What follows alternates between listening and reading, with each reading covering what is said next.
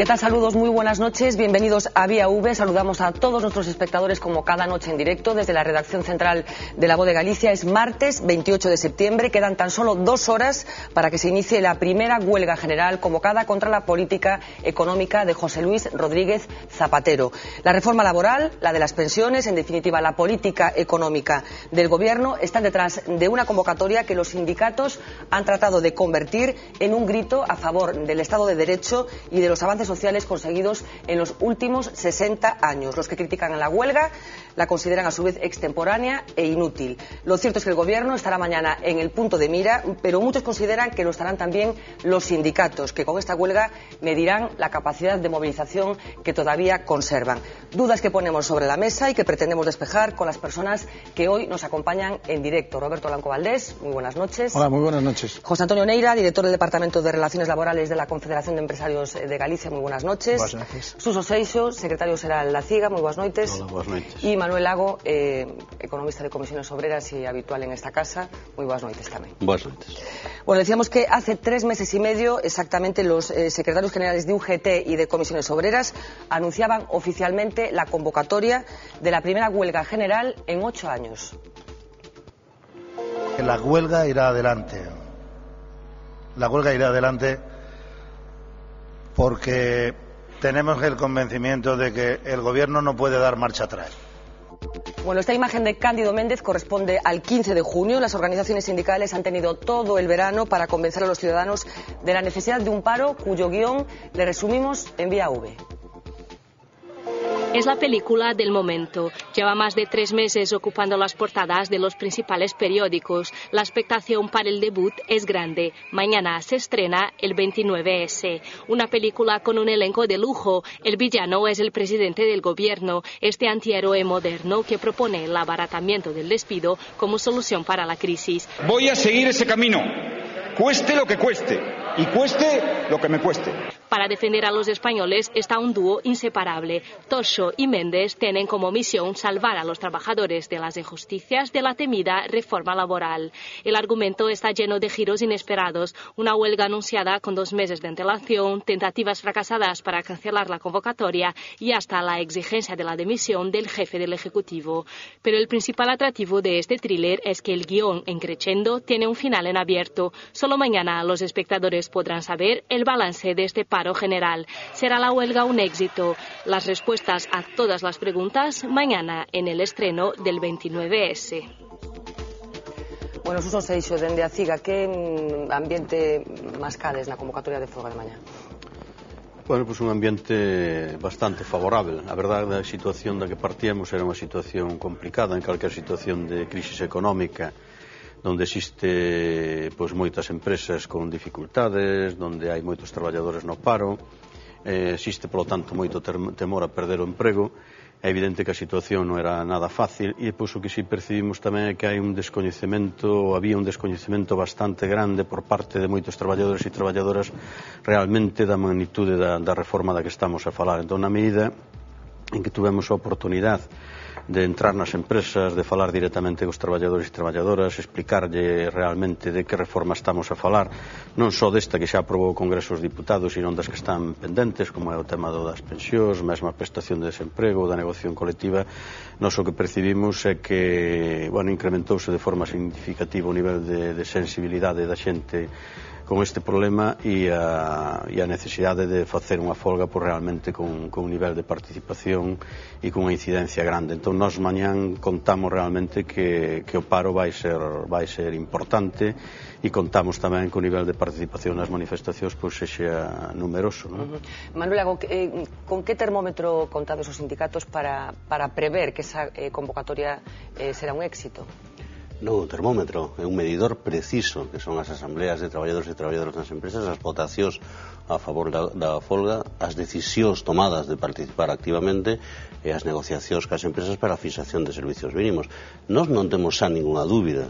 Quer dizer que hoxe pola noite xa sabemos o que vai pasar mañán. O que vai a pasar mañán é que todas as grandes empresas, grandes e pequenas e medianas empresas industriais do país van a estar en paro, porque así o teñen decidido os traballadores e así o teñen falado e negociado cas súas empresas para a fixación de mínimos. Nos casos sabemos que o transporte colectivo, pues, o tren, os aeroportos, os autobuses, sabemos que servicios públicos como a recollida ao lixo, todo eso xa está decidido, que non hai ninguna dúbida. Mañán hai unha folga enorme, ao menos en Galicia, que eu que controlo, non? Sí. Que ven sido precedida de un montón, como ben decía Suso Seixos, un proceso longuísimo de debate, de concienciación, porque os sindicatos atopamos con un enorme problema, e que tiñamos a voz dos traballadores, a voz dos sindicatos, a voz dos delegados sindicais contra unha armada poderosísima de medios de comunicación, televisións, radios, mesmo xornais, que levan 3 meses dicindo que a folga non sirve para nada, que os sindicatos, etcétera, etcétera.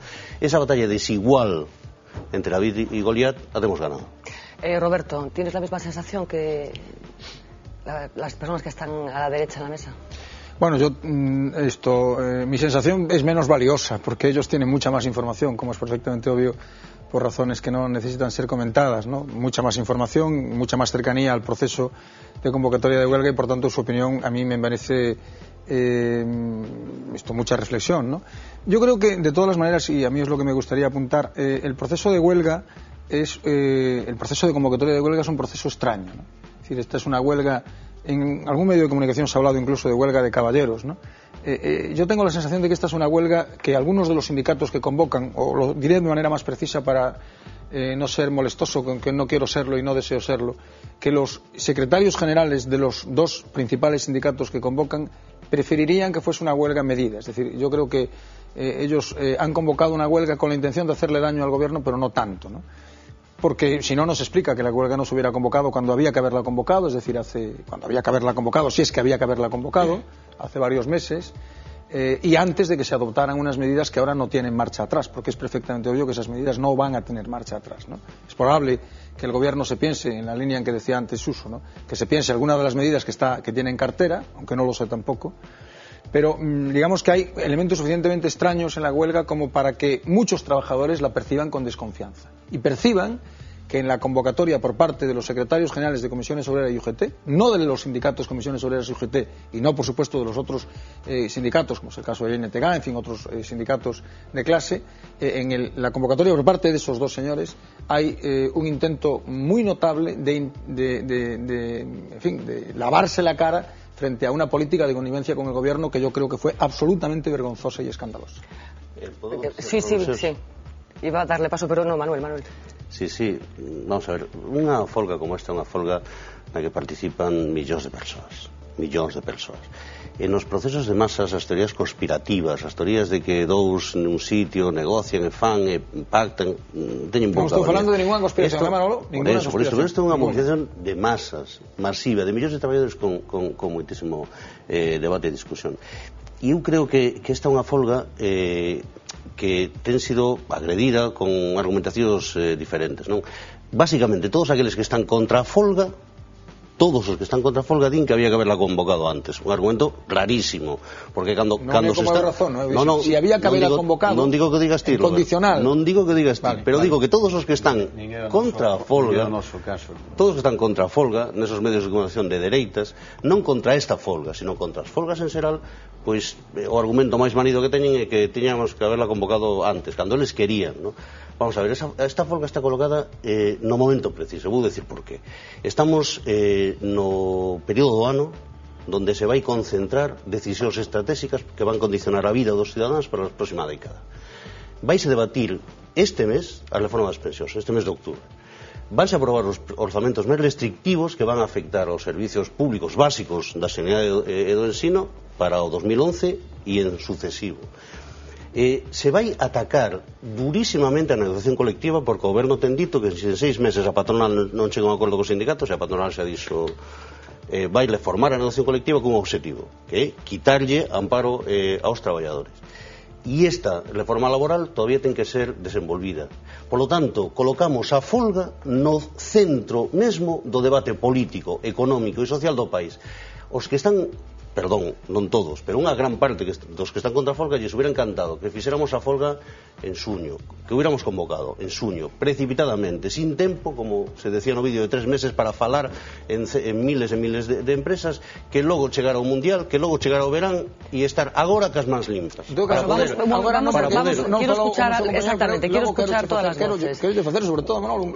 Vamos a escuchar todas las voces de las personas que están en esta mesa. Desde la Confederación de Empresarios de Galicia, ¿qué opinión os merece esta convocatoria? En cualquier caso, tenéis esa percepción que comparten los sindicatos de que la huelga va a ser un éxito.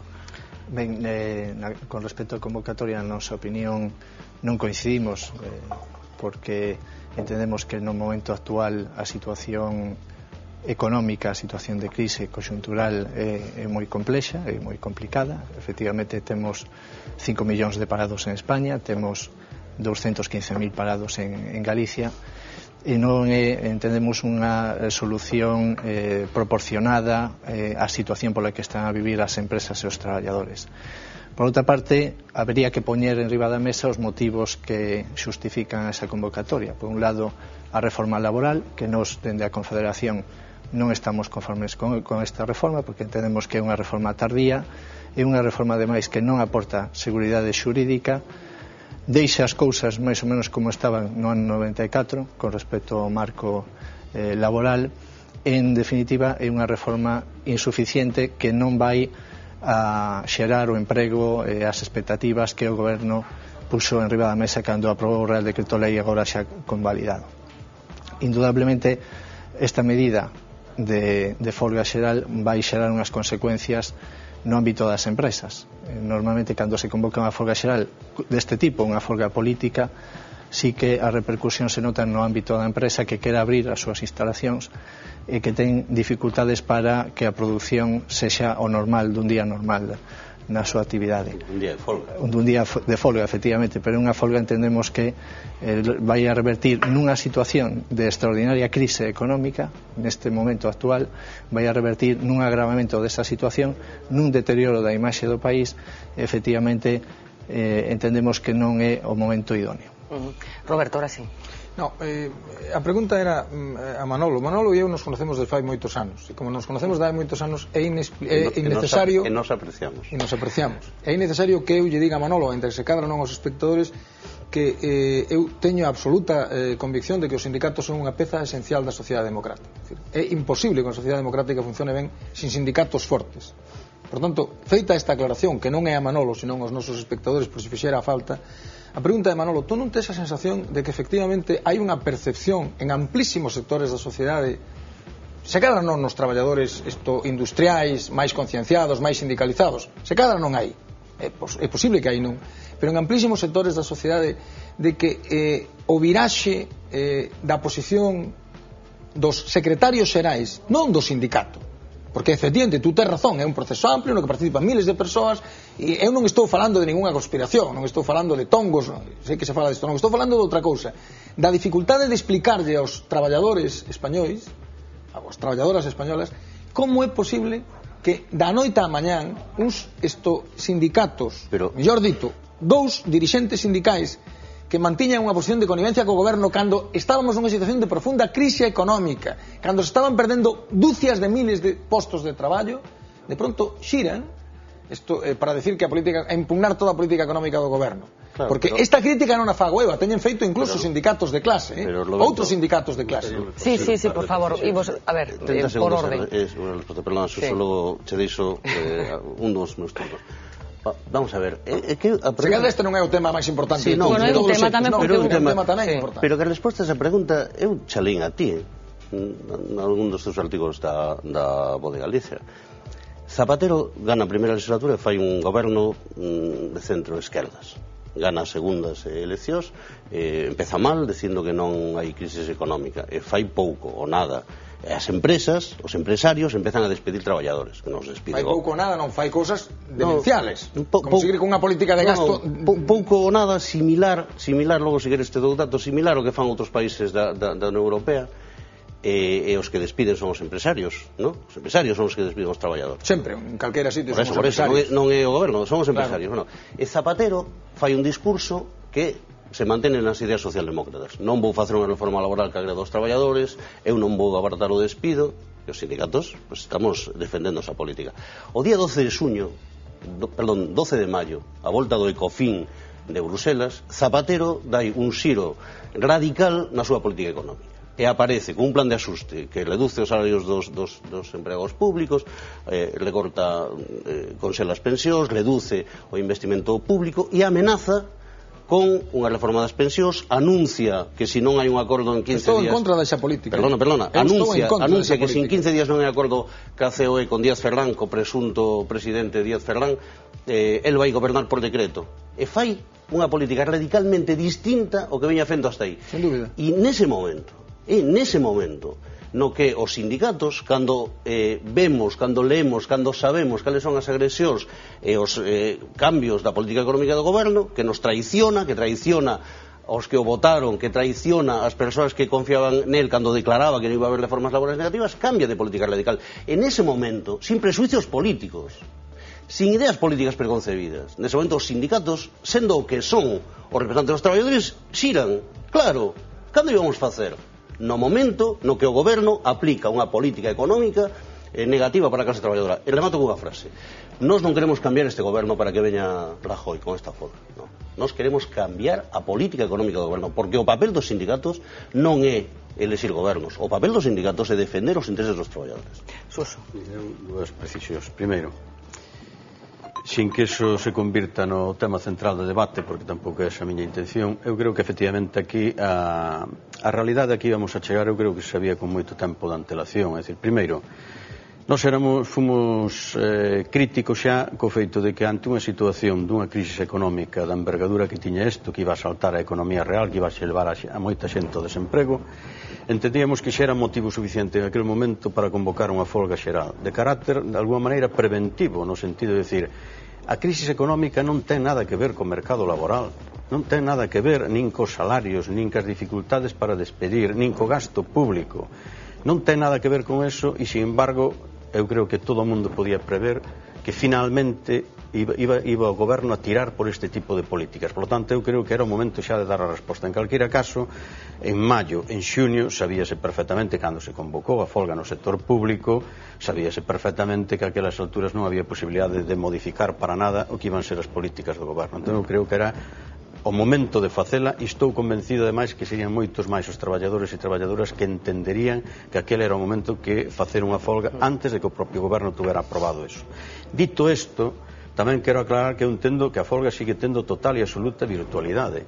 É dicir, as reformas non só estas, é que as reformas que están pendentes son reformas durísimas. É dicir, o tema das pensións a mí me parece, o debate das pensións me parece un auténtico escándalo, non? É dicir, que aquí se leve xa desde os anos 60 anunciándonos que o sistema público de pensións vai camiño de ir á quebra, iba a ser no ano 95, iba a ser no ano 2000, iba a ser no ano 2005, ora vai ser dentro de 10 ou 15 anos. É dicir, cando a Seguridade Social ten superado 60.000 millóns de euros en estes momentos, non? E é curioso, ademais, que os analistas que fan ese tipo de estudios, normalmente pagados pola banca, por algo será, quédense cun aspecto só cunha variable do problema. Efectivamente, aquí, en función da evolución demográfica, corremos o peligro de que se desequilibren os ingresos e gastos da Seguridade Social, iso é certo. Ora, o que non podemos é centrarnos exclusivamente en modificar eso a través dunha variable que é o tema do gasto, de reducción de gasto. Porque non se contemplan outras variantes que ten que ver cos ingresos? É dicir, que ten que ver co fraude fiscal, por exemplo. Co fraude fiscal, que a economía sumerxida que está no 20 ou no 25% do PIB, que a creación de emprego, se fan políticas de creación de emprego, pois hai máis traballadores que cotiza e menos que van a estar cobrando desemprego, que a calidade do emprego, non se pode seguir con este tipo de calidade cada vez de emprego máis precario que cotiza menos a Seguridade Social. É dicir, que hai que facer políticas que incrementen os ingresos da Seguridade Social. Que as políticas que se están facendo non se incrementan os ingresos da Seguridade Social. E pois poñese a expectativa nos sistemas privados de pensións. Os sistemas privados de pensión sí que non son garantistas de nada. O sistema público sí, porque os traballadores, os pensionistas, cobran dos traballadores en activos. Un sistema privado de pensións, co peso que hoxe teñen, ademais, os fondos privados de pensións en todo o que é esta economía especulativa, pasa o que está pasando nestes momentos. Hai moitos sistemas de privados de pensión que están perdendo moito diñeiro. É dicir, que non é garantista de nada. O pasa que, ante esta perda que se está dando de beneficios nos sistemas privados de pensións, hai políticas claramente intensadas de amedrentar a población para que aqueles traballadores e traballadoras que teñan capacidade de aforro investan precisamente nos sistemas privados de pensións. Ora, non é o sistema público o que está en peligro cara ao futuro. E pois eu quería apuntar algo que dixo José Antonio, que está moi preocupado polas consecuencias negativas que poda ter o paro de mañán. Mira, eu creo que o que pon en peligro a economía deste país son as políticas de deslocalización dos investimentos que fan os empresarios, o fraude fiscal dos empresarios, que mayoritariamente o fraude fiscal neste país está en más dos empresarios, a política que se seguiu de unha economía especulativa xogando cos sectores que nos levaron en gran parte a esta crisis económica que estamos padecendo e que supuxo que do erario público houbera que dispor de miles de millóns de euros para salvar o sistema financiero, e deso ninguén fala, nin ninguén dexixe responsabilidades, e son os empresarios os que nos levaron a ese tipo de situación. Bueno, non é o paro dun día. Supongo que el representante de los empresarios tiene algo que decir, pero una aclaración simplemente para nuestros espectadores. La CIG apoya esta huelga general, pero no participa de las manifestaciones convocadas por la plataforma de la que forman parte Comisiones UGT. ¿Por qué esa separación, digamos, de la estrategia conjunta de Bueno, nós somos UGT? convocantes da folga desde o primeiro momento. O pasa que entendíamos que despois de todo estes aspectos que acabo de explicar, da nosa postura crítica, que un modelo sindical que nós non compartimos, pois nos parecía ecolóxico e coherente. Pero foron conniventes os sindicatos, Comisións e UGT con esa política do goberno? Con que política? Con esa política errada que hasta a nosa opinión é que se xenaron expectativas respecto dunhas mesas de diálogo social, de sacar dai políticas para combatir esta crisis que non eran reales, entón que se seguiu un proceso que o que fixo foi, desde o noso punto de vista, retrasar unha resposta que era necesaria facela con anterioridade a isto. Entón, bueno, beso a Manolo resoplar, pero en calquera caso, a min gustaríame facer outro apuntamento e remato, non?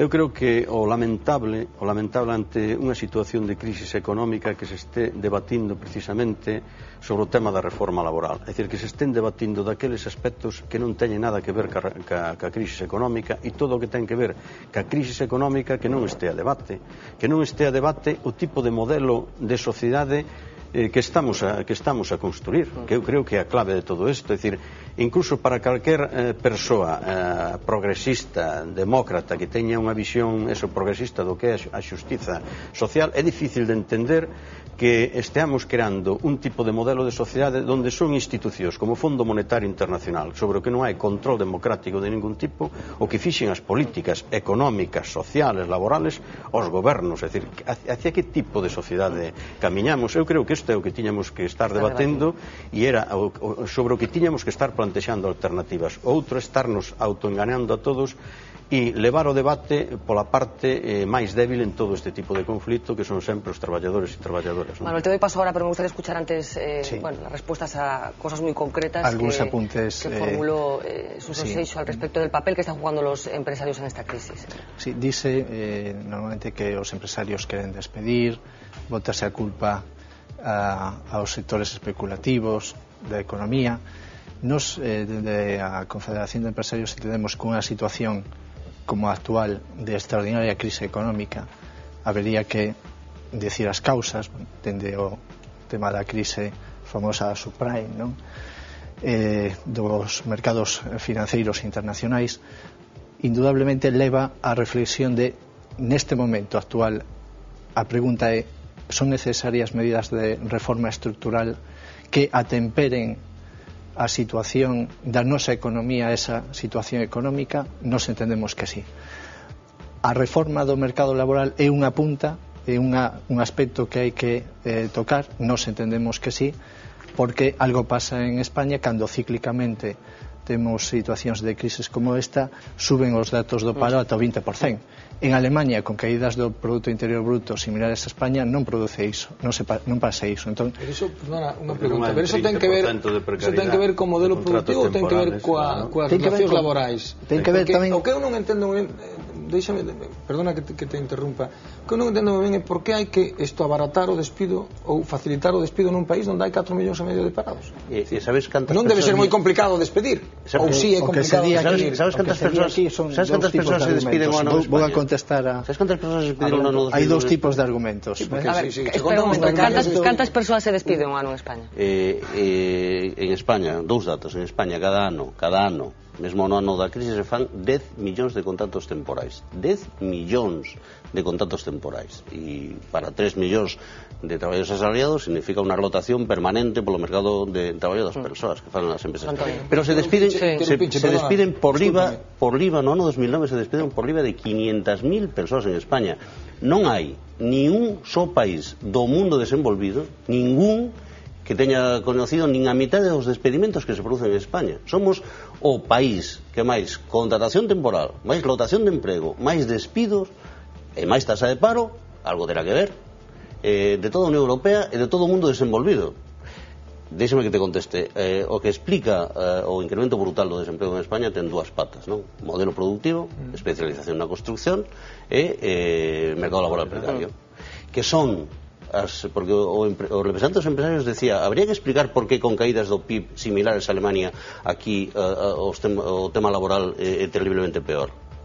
Pero é o empresario que ten que responder, e a resposta é moi clara. A diferencia nosa con Alemania é que temos un sector productivo basado en actividades inmobiliarias, temos un nivel de precariedade laboral tremendo, e os empresarios, cando teñen unha mínima reducción da súa caída da demanda, non resolven con acordos de flexibilidade interna no seo das empresas como se fai en Alemania, sino que o fan despedindo primeiro os baratos, que foi o que ocurriu en España, non renovando contratos temporais hasta que eso se esgotou, e agora empezan a despedir os indefinidos. E como os indefinidos aínda ten esos dereitos de 45 días por ano, ven o goberno do Partido Socialista a colocar ese despedimento de 45 días como reliquia histórica, porque na medida, e iso do que hai que falar, na medida en que se fai máis fácil o despido objetivo, que é de 20 días por ano de traballo co tope dunha anualidade, as persoas antiguas das empresas, que son as que aguantan o tirón, as que aguantan o tipo, os que poden decir que non, os que non teñen por que prolongar a súa xornada laboral frente ao temporal que está ali a ver como aguanta, pois agora,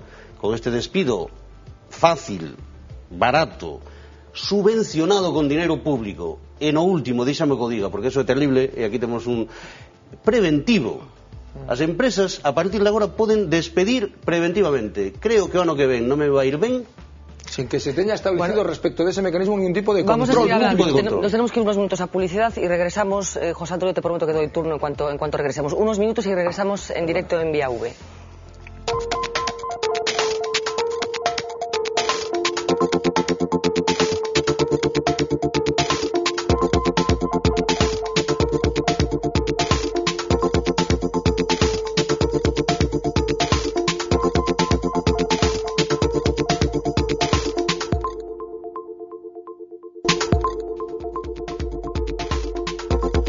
Minutos sobre las 10 de la noche, continúan en directo aquí en Vía V.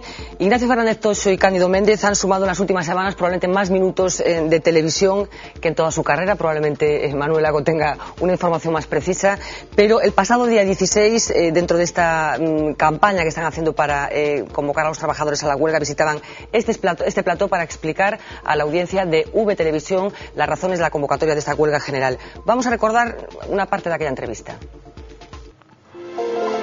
Y si me pregunta en el ámbito personal, decir que hay que huir de los psicodramas. La relación que yo tengo como secretario general de la UGT, puesto que en esa condición he convocado la huelga general, con el presidente del gobierno, con el gobierno de la nación, es la relación propia entre quien defiende los intereses generales de los trabajadores de este país.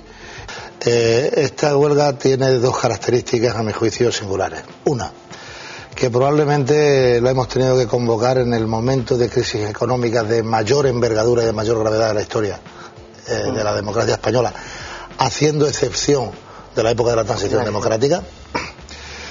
Y dos, el hecho de que estamos ante un paquete de medidas que no tienen parangón en cuanto a dureza. Porque las huelgas siempre rinden réditos, más tarde o más temprano. Espero que sea pronto en lugar de tarde, porque además esta reforma ya está haciendo daño al empleo en nuestro país. Yo tengo la absoluta convicción de que después de la huelga habrá rectificación. Roberto, ¿creemos en esto, en que puede haber rectificación después de la huelga en función de lo que pase mañana? ¿Creemos que el gobierno está en condiciones de rectificar alguna cosa?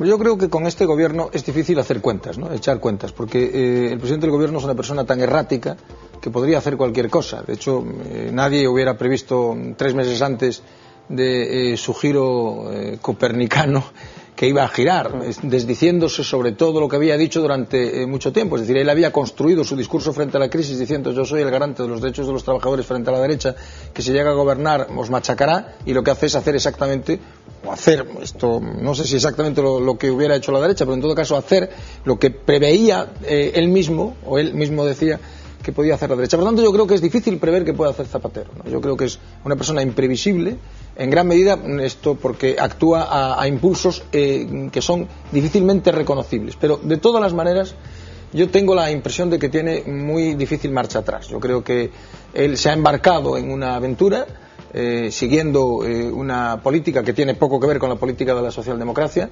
y que en esa política tiene muy difícil marcha atrás. Yo tengo la impresión de que tiene muy difícil marcha atrás, ¿no? ¿Qué les queda a los sindicatos si el gobierno sigue tomando medidas de dureza incomprendida por parte de muchos? Agota, no sé si todos los cartuchos con la convocatoria de huelga de mañana o no. ¿Qué sucede si dentro de la reforma de las pensiones sigue adelante, si se toman otras decisiones no compartidas por la mayoría? Nós queremos que non agota cartucho ningún, é dicir, nós queremos que estemos o firme convencimento que estamos ante unha conflitividade que vai durar tempo. É dicir, porque aquí ou conseguimos parar este tipo de reformas, ou senón o camiño que nos espera é moi duro, porque supón a perda de dereitos conseguidos por parte do movemento obreiro durante moitos anos de loita, non? Entón, nos confiamos e temos a firme seguridade de que mañán vai haber unha participación realmente importante. Non sei se o presidente do goberno vai ser tan sensible ás movilizacións sociales como foi no tema da guerra de Irak, se automáticamente, cando tomou posesión, automáticamente retirou as tropas. Se ten ese mismo nivel de sensibilidade, o normal é que despois da folga xeral que vamos a facer mañán, pois tamén retirara esta reforma laboral. En calquera caso, como hai outras reformas pendentes moi duras, nós creemos que si non fan caso á folga xeral, nós entendemos que posiblemente haxe de convocar novas folgas xerales, como está pasando en outros países da Unión Europea, onde se están adoptando políticas moi similares de recorte de dereitos. Por lo tanto, eu creo que, como comentaba antes, aquí estamos enfrentando a un debate sobre dous modelos sociales e económicos distintos. Entón, ou se afonda, que é o que se pretende, neste modelo de política de capitalismo neoliberal, que desde o noso punto de vista é un modelo que está fracasado, ou conseguimos mudar a correlación de forzas e que se empeza a falar de políticas alternativas e de buscar modelos sociales e económicos que sexan máis xustos desde o punto de vista da maioría social, non? Eu creo que é o que está a debate, non? Déxame un momentiño, José Antonio, nesa previsión de conflictividade prolongada da que está falando o Seixo, como han caixado os empresarios? Para os empresarios a conflictividade sempre é mala, indudablemente para a imaxe do país tamén o é. O que tratamos é de retornar ás sendas de diálogo, decir, o día 30 hai que voltar á empresa con normalidade, hai que seguir un diálogo que é do día a día da empresa. No ámbito das concertacións sociais tamén o pode ser. O que eu pensaba decir antes, que non pude decir, era que ao mellor non se deixou suficiente marxe a negociación. En determinado momento houbo unha idea que se lanzou de que se unha parte non aceptaba unha proposta xa non había nada que facer. Eso non deixaba marxe para negociar. Nos aquí en Galicia sí que fixemos os deberes, sí que temos uns acordos no marco do diálogo social. Lóxicamente os sindicatos é un aspecto que eu considero moi crítico, estánse a poñer na convocatoria un límite na negociación de determinados aspectos que sí se poden negociar, están enriba da mesa, pero que entendemos nos que se deben negociar porque neste momento é necesario adoptar medidas de reforma estructural para atemperar, é a contestación que lle ia decir a Roberto, atemperar os efectos da crise nas empresas e nos traballadores, por unha parte, e outra parte para o mantemento do noso tecido productivo. Unha cousa é as solucións que se deben arbitrar de medidas de índole financeira, de medidas de índole política, económica, pero indudablemente hai que atemperar os efectos da crise. É necesario no momento actual porque indudablemente entendemos que a situación é extraordinariamente grave e así o reclama. En estes momentos, cando non podemos falar exclusivamente de Marías. Por certo, os empresarios ides facer algo co presidente da Confederación de Empresarios? Díaz Ferrán, estou preguntando. Díaz Ferrán e a COE fixo os seus deberes perfectamente, é dicir, enviou todas as propostas e o... Non, estou me referindo ao perfil do presidente neste momento. Os deberes empresariais se fixo perfectamente. Estou me referindo a si parece o perfil máis oportuno neste momento como responsable da patronal española. É o representante da COE. Cando se fala e se pon en dúbida unha persoa é para desprestixiar a unha organización. Non solamente para desprestixiarla, que entende tras unha serie de procesos judiciais. Que non se pon en dúbida a ningún dirixente sindical dunha organización cando estamos nunha mesa de negociación e polo tanto entendemos é o representante da COE. De todas maneiras, permites unha aclaración, un comentario, vamos a ver, José Antonio. O problema da pequena e mediana empresa deste país, que é fundamentalmente a que xenera emprego, non é un problema das condicións laborais dos seus traballadores, é dicir, de que os seus traballadores ganen moito. O grande problema da maior parte das pequenas e medianas empresas é a falta de liquidez e a falta de crédito por parte de entidades financeiras que están recibindo do Banco Central Europeo os cartos ao 1% e que cando as empresas queren recurrir ao crédito poñenlle o 8, o 9, o 10 ou o que se lles ocurre. Ese é o gran problema da pequena e mediana empresa deste país, porque ademais por este camiño que vamos vai ter outro problema agravado, e é que a pequena e mediana empresa deste país non compite nos mercados exteriores, compite no mercado interior. Entón, se os traballadores se lle precarizan as súas condicións e se lle reduce o sueldo, quen lle vai comprar os produtos á pequena e mediana empresa neste país? De que vai vivir? Como se vai reactivar a economía da pequena e mediana empresa deste país que é a que xenera emprego? Pasa que para os pequenos e medianos empresarios, e eu lamento ser tan duro, a mí parece que é unha actitude moi cobarde. Porque en estes momentos tiñan que estar do lado dos traballadores e traballadoras exixindo cambios profundos en todo o que é o sistema financiero español. Na banca deste país, que quen dirixe as políticas económicas deste país é a banca, pero de maneira claramente descarada como na épocas do franquismo. É dicir, até extremos que o que está pasando cas hipotecas, só pasa aquí, é escandaloso. É dicir, que tú teñas un crédito hipotecario, que o aval sexa a túa vivenda, que tú non podas pagar ese crédito hipotecario, que a banca o saque a subasta, que poida compralo polo 50% de como sale a subasta eso, que se che quede ca vivenda, encima teñas que seguir pagando a débeda que tiñas ca banca. É dicir, tú imagínate que situación. É dicir, non podes pagar a hipoteca, sacanche a subasta, quédanse che ca casa. Se non podes pagar a hipoteca, menos vas poder pagar o alugueiro de outra casa. Entón, que pasa con esa familia? Donde vive? Pero se para a banca neste país todo é negocio, absolutamente todo é negocio. Entón, as pequenas e medianas empresas tiñen que situarse de que lado están. De pequena empresa, fundamentalmente, que esta pequena empresa, lógicamente, non está por despedir os traballadores, é dicir, prescindir dun traballador xera un problema na empresa, desgraciadamente nunha situación económica como es que estamos a vivir, por a situación de adaptación ao mercado, a súa situación do día a día, as empresas teñen que adoptar medidas traumáticas, se está a facer moito fincapé no despido, o decía Manolo moi ben, é dicir, hai que a facer fincapé en medidas de flexibilidade o menos traumáticas posibles.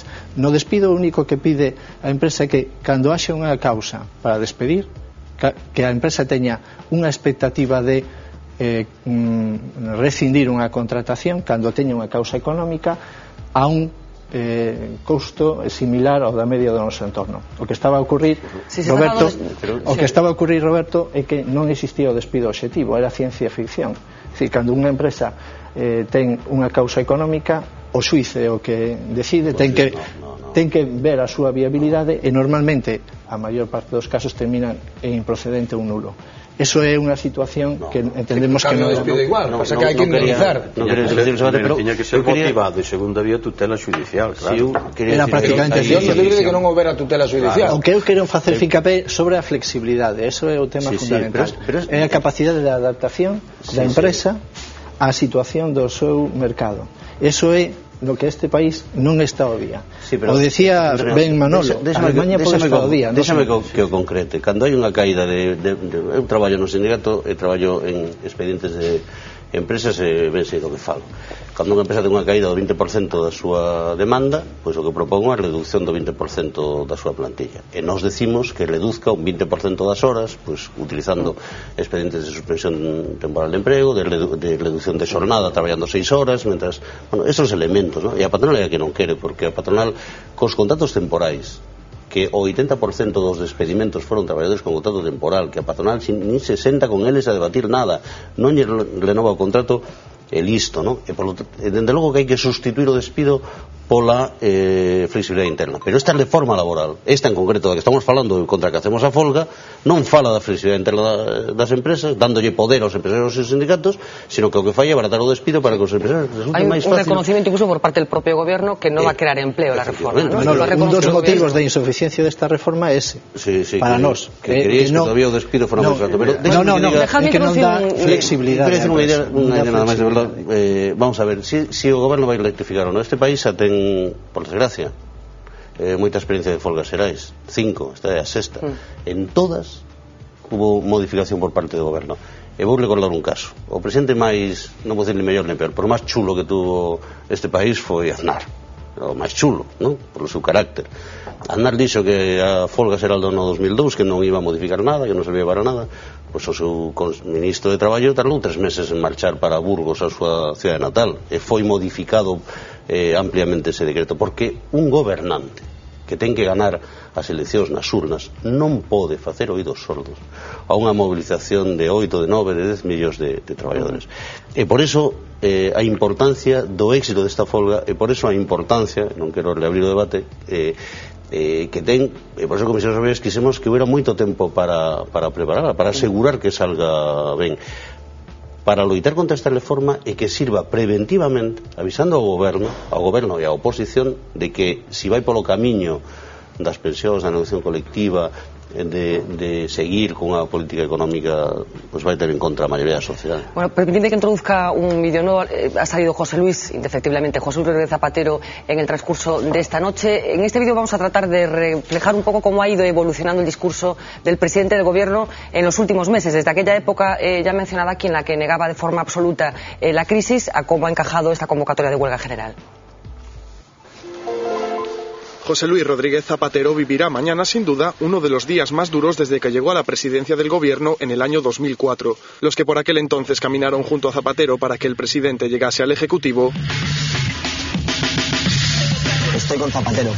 Son los mismos que ahora secundan una huelga convocada a raíz de la gestión de su gobierno. H de huelga. Y no son los únicos. El secretario general de UGT, Cándido Méndez, personifica una de las voces más destacadas de esta huelga. Un divorcio que se firmó de forma definitiva con la ausencia de Zapatero en el acto de Rodiezmo, una de las fechas más señaladas en el calendario socialista español. La huelga general es solo el detonante de una conflictividad social cocida a fuego lento. El total fracaso de la mesa del diálogo social, sumado a los memorables titubeos de Zapatero en su gestión de la crisis... Haciendo uso de un símil futbolístico, se podría decir que la economía española ha entrado en esta legislatura en la Champions League de la economía mundial. O no estamos en una crisis económica. Tenemos alguna dificultad que nos viene de fuera. Han llevado a la gestión del presidente y su ejecutivo a una convocatoria de septiembre realmente difícil de aprobar.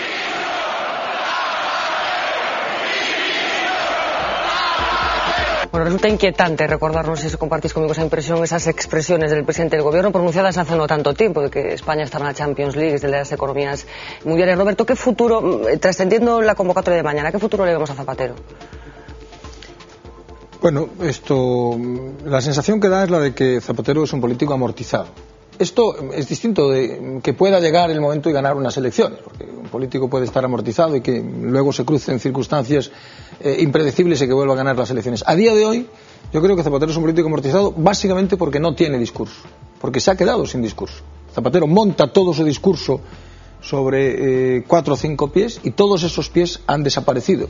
Ha tenido que hacer algo que hoy hemos conocido, que es pactar los presupuestos con el PNV, el único partido que lo apoya en el Congreso de los Diputados. A cambio, hoy hemos conocido de otra de las cosas que ha tenido que pactar, es a cambio de darles un magistrado en el Tribunal Constitucional, es decir, a cambio de permitir que entre en el Tribunal Constitucional, de apoyar en el Senado para que entre en el Tribunal Constitucional una candidata del PNV, ¿no?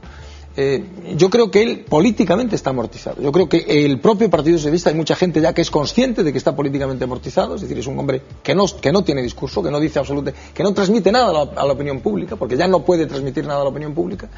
Lo que ocurre es que, en fin, tiene una única ventaja a su favor muy notable, y es que tiene una oposición que para sí la quisiera cualquiera. Es decir, que con esa oposición esto puede incluso aguantar Zapatero. Es decir, esto es sin duda alguna el aliado fundamental que tiene en estos momentos es la oposición, que está en una política de perfil bajo que quizá le salga bien o no, ya lo veremos. Esto es lo que está por ver, si esa política de oposición de perfil muy bajo para no movilizar a los electores socialistas, que es la estrategia claramente en la que está el Partido Popular, finalmente los lleva al gobierno o no los lleva al gobierno.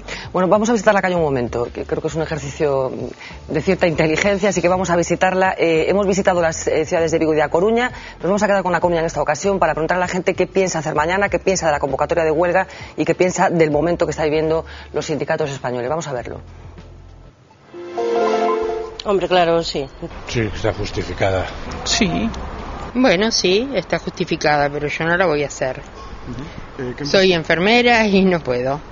Hombre, los sindicatos la verdad es que últimamente ya hacen bastante poco. Pero bueno, el gobierno realmente ya mucho peor de lo que lo hace, no creo que lo puedan hacer. O gobierno. Los trabajadores. Pienso que los sindicatos. Porque si la huelga no es lo que ellos esperan, van a quedar muy mal. Non estou traballando, por supuesto, entón estou de folga. Va a ser un pouco difícil porque estoy en el paro. Pois non sei, porque teño cosas que facer, a ver. Sí, estou moito de acordo ca folga. No, si non me descontan o día. Bueno, este es uno de los argumentos que está utilizando mucha gente para no secundar la huelga de mañana. En cualquier caso, ¿quién se juega más mañana? ¿Los sindicatos, el gobierno o los trabajadores, como apuntaba alguien en el vídeo? Suso. Eu teño firme convencimento de que a máis xoga son os traballadores, que son os que nestes momentos corren o peligro de que se lle recorten dereitos importantísimos e que retrocedan moitos anos no que son as súas condicións laborais. Por lo tanto, eu creo que, teño firme convencimento que son os traballadores e traballadoras que se xogan fundamentalmente o éxito da folga de mañán. As organizacións sindicales, eu xa comentaba antes, nós estamos cumprindo ca nosa función. A nós, ante unha agresión tan tremenda aos dereitos da clase traballadora, nos obriga a responder e chamar a movilización e intentar que esa movilización sexa o máis importante posible. Se iso non é así, pois teremos que facer unha avaliación autocrítica de por que eso non é así e prepararnos para a próxima. É dicir, que eu creo que é o que nos queda, non? Sí, hay un último turno, pero déjame antes que vayamos a la primera del periódico de mañana, después me dais vuestra opinión. La primera de La Voz de Galicia de mañana, que llegará mañana a los kioscos, una primera página, una primera edición de la primera página de La Voz de Galicia, que va inevitablemente con el tema de la huelga como titular de apertura. Sindicatos y gobierno miden sus fuerzas en la primera huelga general contra Zapatero. El Tribunal Superior de Justicia ratifica los servicios mínimos decretados para hoy por la Xunta de Galicia. La foto de primera está dedicada a México. El derrumbe de un cerro en México puede haber sepultado a más de un centenar de personas. Y una tercera noticia que quiero destacar y que tiene mucho que ver con Galicia, con consecuencias graves para la economía gallega. La Unión Europea dará hoy luz verde al decreto del carbón que condena a las centrales de Aspontes y de Meirama. Tres los titulares, como decía, que forman parte de la primera página de La Voz de Galicia de mañana. Ahora sí, Manolo. Eu creo que os traballadores da sociedade galega e española son ase moito nesta folga xeral, nesta viaxe. Eu vou dicilo, hai un plan clarísimo, pensado e planificado, que di que para que a economía española recupere a súa competitividade en Europa ten que baixar os seus salarios un 25%. Eso está escrito. A teoría é que España tuvo crecimientos de precios superiores á media europea, que eso antes se correxía ca devaluación da moneda, ahora non temos moneda, eso é posible unha evaluación interna, e eso é baixar o 25% os salarios dos traballadores e das traballadoras. E esa é a estrategia. Reforma laboral, negociación colectiva, pensións para rebaixar as cotizacións dos empresarios Aí doblar o espiñazo aos sindicatos para que os traballadores non teñan defensa para conseguir un objetivo final, que baixar os salarios un 25% para recuperar esa pretendida competitividade vía costes e non vía productividade. E quero deixar un último dato en riba da mesa porque busquei hoxe antes de vir aquí. Sabedes cal é o salario medio segundo as fontes tributarias, o sea, o que declaramos os asalariados na declaración de Facenda no ano 2009 en Galicia? 17.653 euros brutos ano. Eso dividido entre 14 son 1.200 euros brutos ano. Y esos son 1.000 euros netos, 1.000 eurismo, 1.000 euros netos de salario medio en Galicia. Si alguien se... Rematas ti, Roberto, porque xa non tengo... Si alguien se plantexa que non sabía coller esos salarios netos de pouco medio, de pouco máis de 1.000 euros mensuais e rebaixalos para ser competitivos e que quere sacar a este país do continente europeo e situalo en África ou en Asia. E os sindicatos non vamos permitir. Roberto. No, con motivo do ridículo aumento impositivo do goberno destes días, non? Coñeceuse un dato que, xunto con este dato que apuntaba Manolo, absolutamente escandaloso. En España hai 156.000 declarantes que declaran ganar máis de 120.000 euros ao ano. Isto é un escándalo. É absolutamente escandaloso. 6.000 en Galicia. É dicir, é imposible que un país poida funcionar con este nivel de fraude fiscal, que é un dos graves problemas que ten España. Un dos graves problemas, dos gravísimos problemas da economía española é a imensa bolsa de fraude fiscal contra que non se fai nada desde fai moitos anos, contra que non se fixo nada en moitos anos e contra que non se está previsto que se faga nada. Bueno, pues moitísimas gracias aos 4 por participar nesta mesa de hoxe. Mañá voltaremos a falar da folga xeral xa con datos sobre a mesa do que aconteceu durante a xornada que empeza nada dentro de 1 hora e 5 minutos. Se inicia esa convocatoria de folga xeral contra as políticas económicas do goberno de José Luis Rodríguez Zapatero. Ás 10 en punto empezaremos como todos os días. Entre tanto, xa saben, sexan felices.